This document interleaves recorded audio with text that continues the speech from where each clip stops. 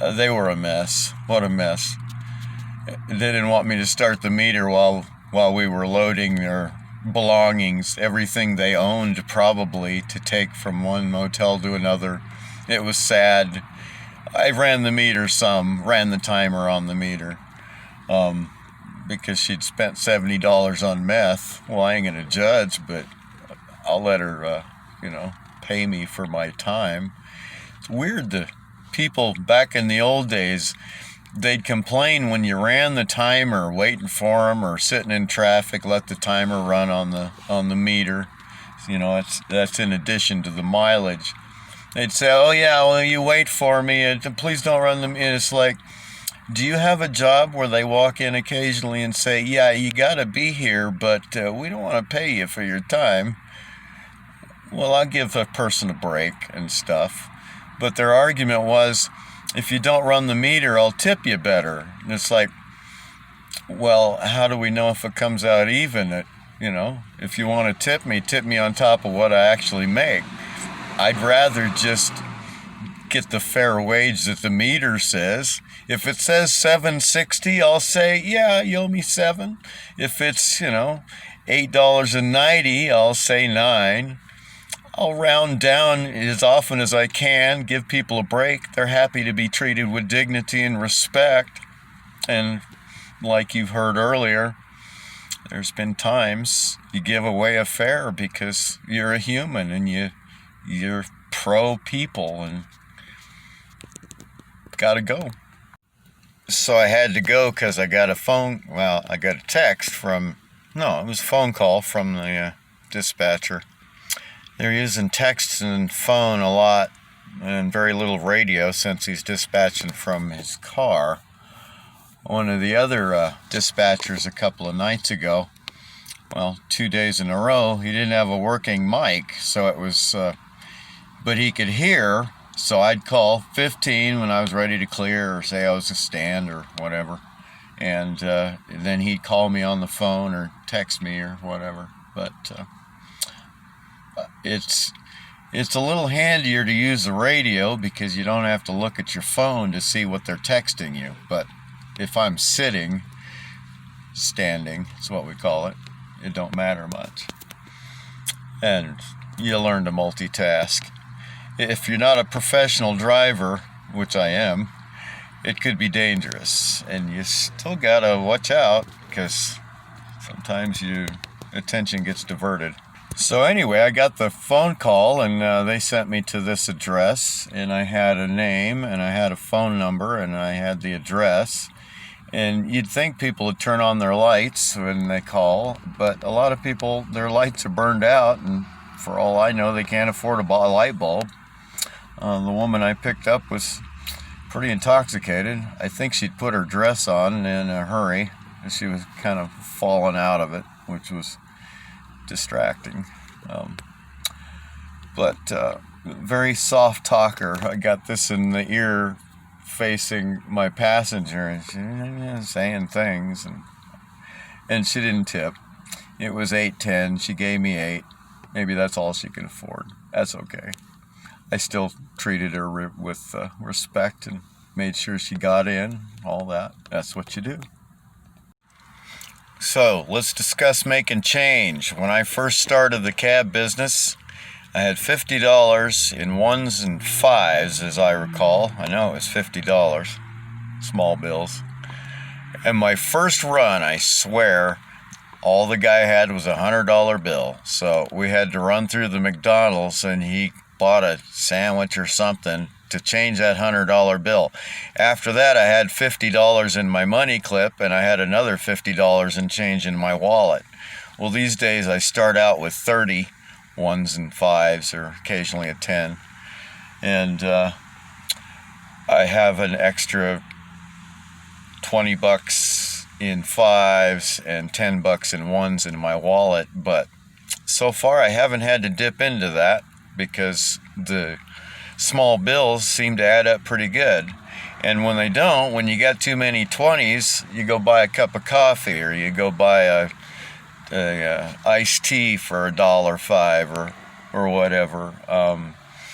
So it's smart to carry something around to eat. You don't want to buy that at a convenience store, but if you're gonna make change, you want hot coffee anyway, or a cold drink. And I'm not going to carry around a cooler and my computer. That's too much. It would take up space. Sometimes you got to load a wheelchair or something into a car. These Kias, the back seat folds down. I think you could sleep in it. Not much room for anything else, but it'd still be kind of nice. Looking for a van, actually. I had an old, I've had several Volkswagens. I had a Vanagon I liked, if you know of one, when I have some money. In the taxi business, you meet a lot of beautiful women in compromising positions. There was only one time, back in the old days, when I was offered sex, and I turned her down. I was happily married and monogamous to my favorite wife, and I did not regret that a bit. Not a bit. A person who drove for my cab company I met in lockup, in prison. I may have heard the news report, pretty sure I did, but he was in for some sort of sexual assault on some woman who was really drunk, and I can't say if he was guilty or not. I've met a lot of people in prison who I'm pretty sure were not guilty of the reasons they were there. I can't say a percentage now, but enough. But that can happen if a person doesn't have self-control. If they're not a ethical person, you can get laid and you can get in trouble. That's the cab business. Yeah, I just told you there was only one time I was offered sex. I didn't lie, I forgot. There was another time I was downtown and a guy gets in my cab and says something like, "Do you want me to ride your horsey?" or something. What I wasn't sure what exactly he meant, but seemed freaking weird. I said, "No, thanks. I like girls or women or something." But, I must have been good looking then. Or he was out of money. I don't know. Okay. So it's Tuesday morning at 12:51, and I've been in the taxi nearly 13 hours. Actually, I'm feeling pretty good. I'll get some sleep. Been getting about 6, 7. Seems to be enough. And while I'm thinking about good use of my time, let me go over what I'm offering as a business person with my other business, the not cab business. Advertising services. Go look at my resume, my video resume, on the gigs page. If you need to post a video resume, you can do so free. Look at that video. It explains the whole thing. This is for anybody in Idaho. Anything that I am doing, writing, editing, writing scripts, shooting video, making them pretty, any of that stuff I can do for you, or I can teach you how, maintaining a website, all of that stuff. I'm a good teacher of these technical things. I worked at Micron Computer, Micron PC, changed names, MPC. I was a technical writer there. I know how to explain complicated and technical things in ways that people can understand. I'm good at that. I taught computer classes. We had people come in. This was back before 2000. I think I was there about 7 years, mostly as the technical writer. We'd have people come in off the street that had never owned a computer. Back then, that was common, and they were being asked to build them or put software on them, or eventually whatever. I started on the floor. I was there about 3 weeks, and then they put me in engineering, if I recall. But I was teaching people that were coming in how to operate the computers that they were building, because that's how they accessed their instructions. I was the person that wrote their instructions. I was writing HTML when it was like about version 1.3. I was writing it with EditPad, which is a free, you can go find it by the way, a free version of, what's it called, Notepad, that works much better. I use it for some things. I still do a little coding in HTML.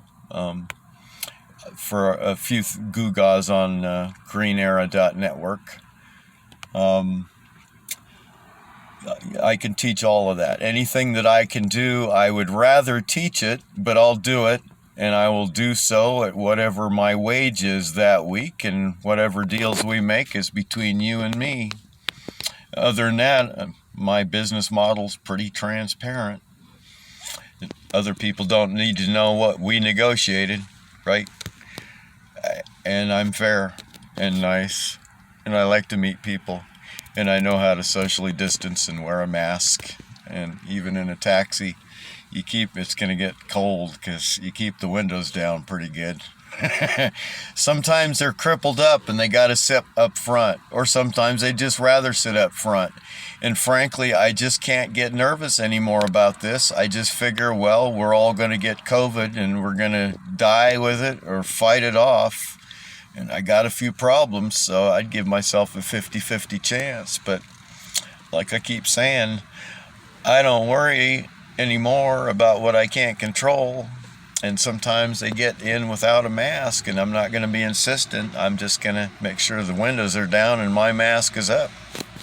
Gotta go. So that was me getting a run. I got a phone call, and I picked the guy up, and he was nice and could have been intoxicated.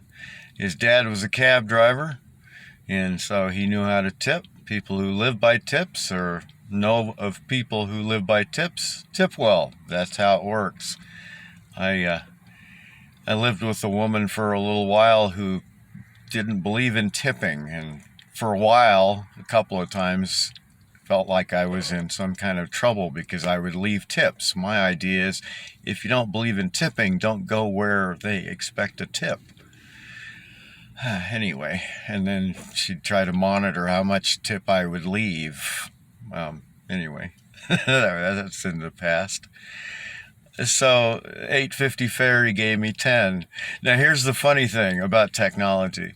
You will find almost every video I make has got some educational component. So let's talk about technology. So I'm in this one of these windy neighborhoods where the roads are not all perpendicular to each other, trying to figure out how to get out for a minute. And I thought, well, I'll just ask Google Maps. So instead of saying 13, which as you recall is near St. Alphonsus, I said, St. Alphonsus Hospital. Okay, here's how smart it is in a way. First, it popped up with some alert about COVID. I don't recall exactly what it said, but it was something like, if you've got COVID, you better check and see if they're taking patients for that or something. And then I just wanted to get guided out to where I could know where I was at. And I got that, but it wanted to send me by way of the freeway because it's a hospital. I'm an emergency. Let's take the quickest route, which is not the shortest route when you're a taxi driver. You gotta, sometimes a customer wants the quickest route. Yeah, you go over here, get on the freeway. But if they want to save money and they got enough time, you take the shortest route that's practical. You gotta find balance between, giving them a fair ride and not taking forever, of course. But even if you know what you're doing, you can get through most neighborhoods pretty quickly if you know where you're at. And cab drivers, they know where they're at. I'm still discovering neighborhoods I haven't been in 13 years, and but it's okay to say, you know how to get there. I'd appreciate if you give me a little help because I haven't done this for 13 years. It's okay to ask for help. It's always, how are you going to learn if you don't ask questions? And so it's cool. So about technology, when you buy one of those greeting cards that plays a sound when you open it, the CPU in that greeting card has more power than what sent us to the moon. Okay? Think about that.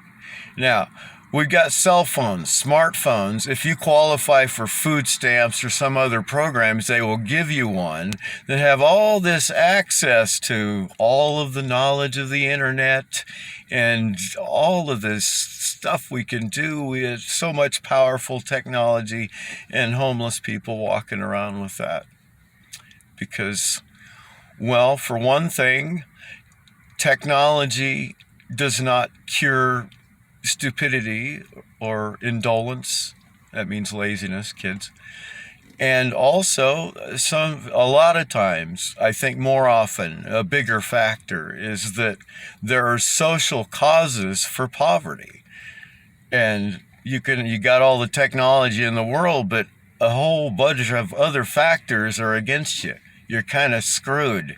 We need to try to fix that. These are things we can work on. This is stuff I talk about. So, anyway, it's around 2 o'clock. Oh, no, it's 1:30, and it's still busy, and so far, this has been great. Let's talk about Uber.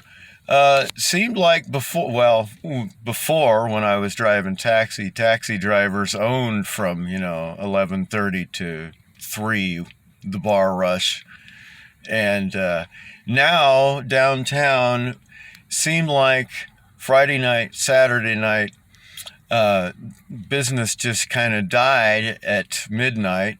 I stayed out later than I needed to both times, finding out. But Uber does not own downtown on a Monday night because there ain't that much going on. So, you'd have to be an Uber ride driver in need, I suppose, to be working on a Monday night. I'm staying busy. This didn't happen before, so weeknights now are good, whereas before only Friday night and Saturday night were the best nights and stuff. But I'm making money. And the difference between a cab driver and an Uber driver is that a cab driver in this town has to buy a license. The first time I bought a license, a cab taxi license, it's a special business license, has its own set of rules. It cost me $55 or $60 plus the cost of the physical, and I use the VA for that. And now a taxi license is $160, and they take your fingerprints and they do a background check. How much of that is true of Lyft and Uber and all of that? Yeah, things happen in taxi cabs, but we have to go through certain checks. So, you got to find the balance between how much you can spend. Obviously, Uber and Lyft are cheaper than taxi cabs, and what the security factor is. I mean, if you're the lumberjack, not necessarily in a dress, you go cheap. If you're a little 16-year-old waif caught in a bad situation who needs to get home at 2 a.m., I would call a taxi, but that's me. Well, I'm not a 16-year-old waif anymore. Let's talk about people throwing up in taxis. It does happen. It only happened to me, I think, twice in 7 years. You get good at seeing that somebody might be sicking up. What you do is you open the windows, you drive on the right side of the road because you might want to pull over in a hurry. There's ways to avoid that. But if they do sick up in your cab, well, you got to clean it up, and you charge them for the time. You drop them off and you say, this mess, it's going to take me a half an hour to get it clean, and my time right now is worth whatever. I mean, you make it reasonable. I think the most I charged a guy who was really second time, I think.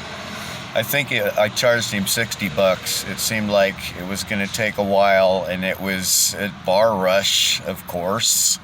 That's when they want to sick up in your cab. So, but the nice thing is that when people puke, they're embarrassed and they're willing to pay. And so ask for something fair and throw in a tip for yourself, and sometimes they'll give you a better tip over that. You just treat people with respect. You don't get mad. You say, buddy, I'm sorry. I'll get you home. I'm going to have to charge you more because but it only happened to me twice. So that's how it works. I picked up a guy earlier tonight, this afternoon, kind of. I don't remember exactly. Ex-cab driver. I don't remember if he said why he didn't have a car. He wanted to go a mile to pick up a pizza for him and his son. I didn't see the son, don't know how old. I thought, man, that's sweet. Sweet, that was my last word, I believe. That reminded me, and this is cross-marketing, I wrote a poem about driving taxi one night. It's on my website. It's called Goddess of Strays. I think it's pretty good. I read it to you, of course. Go look it up. Now here's a cool thing I just remembered, related to something I told you near the beginning, probably. The coffee shop where I have to go upload my stuff because of my Wi-Fi and all that. They're not open all night, but their Wi-Fi is. And one of the sweet women who work there, they're all babes, by the way, she said, yeah, people, sometimes they stay here. That's handy.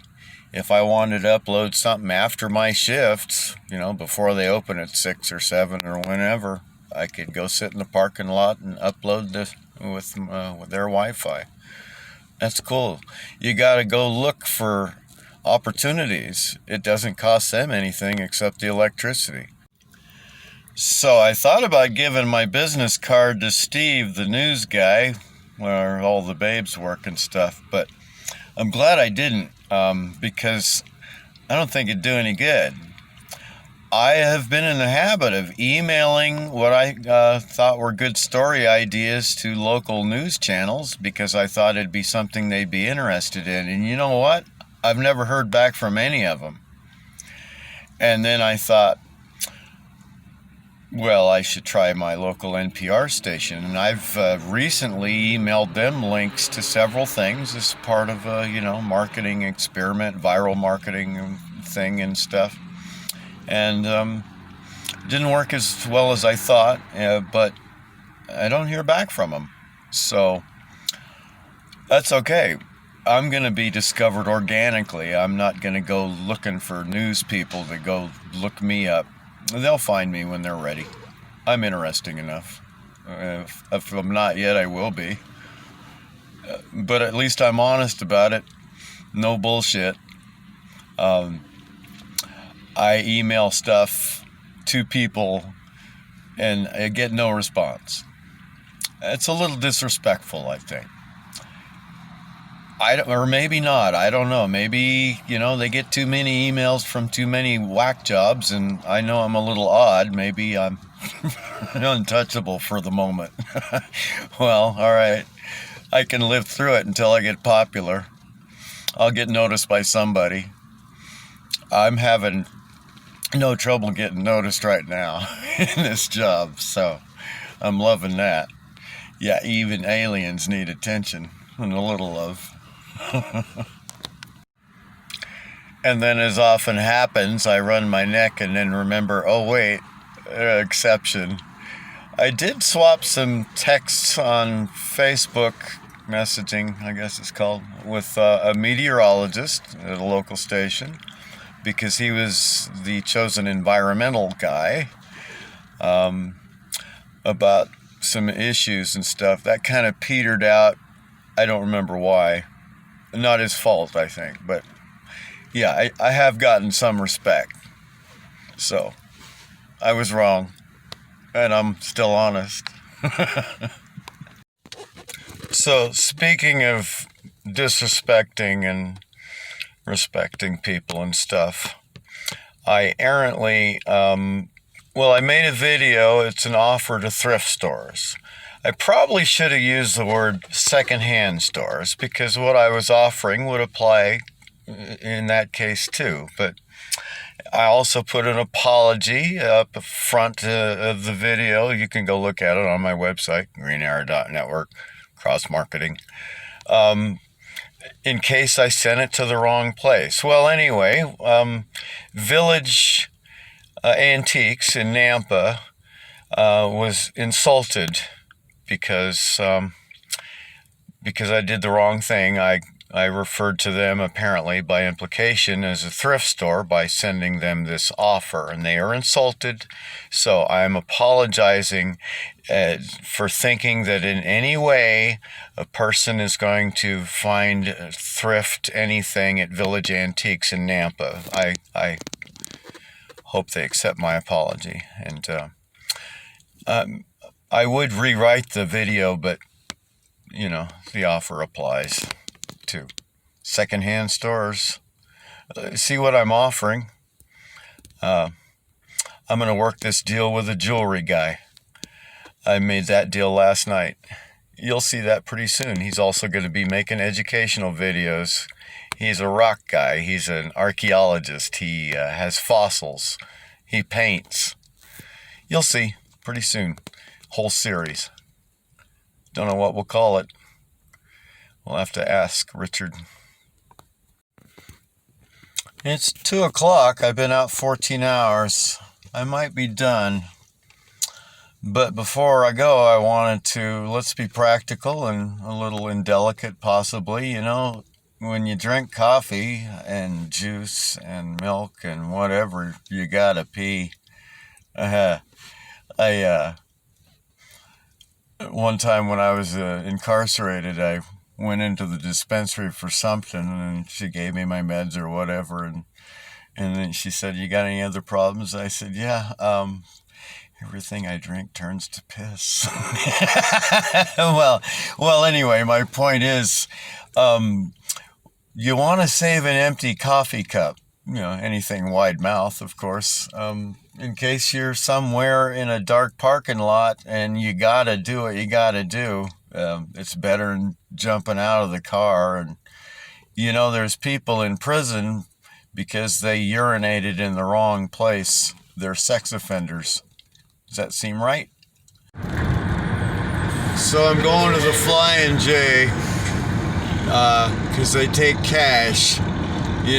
Post-COVID, all them convenience stores that had people in them, they're closed. You can still feed a debit card through it, but the way I'm working it right now, I'm trying to pay cash when I can, and so makes it easier to keep track. What do you got left over? You put your change back in this pocket. Now what you got, that's what you're paying taxes on. And a lot of road construction at night. Right now, Orchard is pretty beat up. And it was like, follow on that side of the candles. We're trying to keep people off of this side of the road. Big trucks with gravel, stuff going on. That's what happens at night on major thoroughfares because, tomorrow morning, this morning, in a few hours, people want to drive that, and those guys will be kind of out of the way. So that's how it goes.